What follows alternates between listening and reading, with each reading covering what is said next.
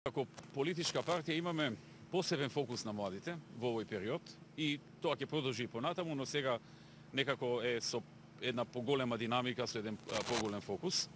Објавивме досега вкупно 14 нови мерки од декември до сега, значи од 8 декември кога ги објавив првите две, онаа средношколска среда и бесплатен превоз за студентите на државните универзитети, бесплатен превоз во јавниот транспорт, нешто што тие многу го очекуваа, и можноста за средношколската среда за средношколците, бесплатно одење во театри, во музеи, жичарија и така натаму.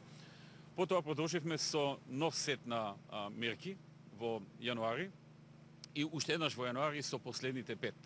Една од мерките која што беше објавена е проектот Купи куќа за млади, кој што според мене е можеби најкруцијален, најважен за младите.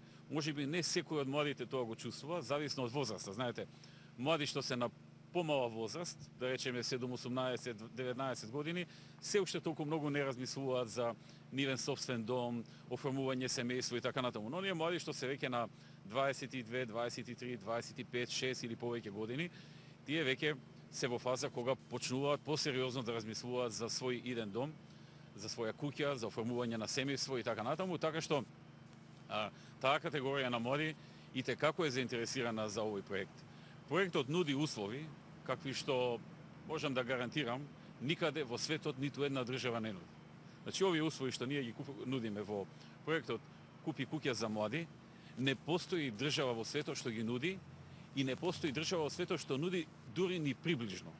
Знаете, да имате можност да земете кредит на 20 години и во првите 8 години државата да ви го плаќа во 80% кредитот, и главницата и каматата. Потоа уште 3 години 50%.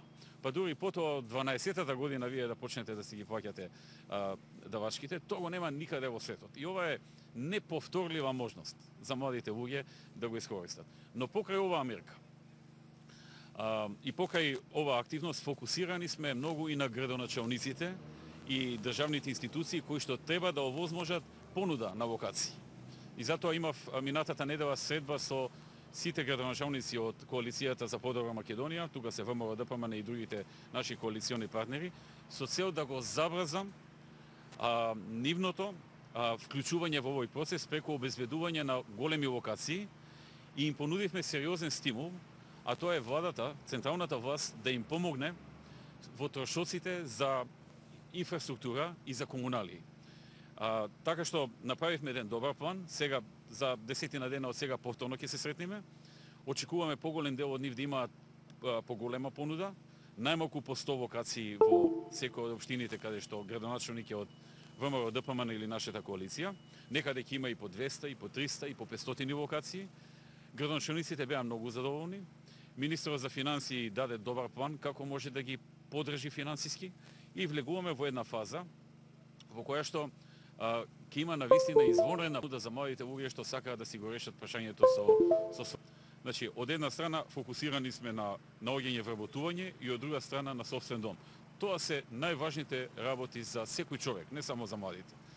Покрај овие работи имаме и плејада на други мерки, редица на други мерки кои што се важни за младите, од типот најавивме почеток на градба на 150 игралишта за баскет, маалски игралишта за баскет, типизирани, кои што сега ќе се подготвуваат годинава тендерите, спецификациите и така натаму. Од 2017 ќе почне нивната градба.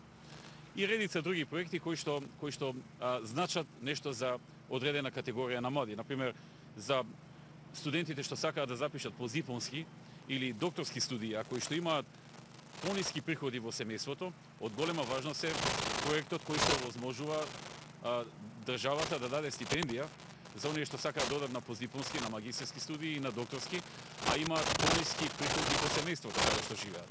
Така што за секоја категорија на млади се обидуваме да најдеме проекти кои што ќе им бидат значени. И ќе продолжиме. Ќе имаме редица на нови проекти за младите и мислам дека ќе помогнеме многу.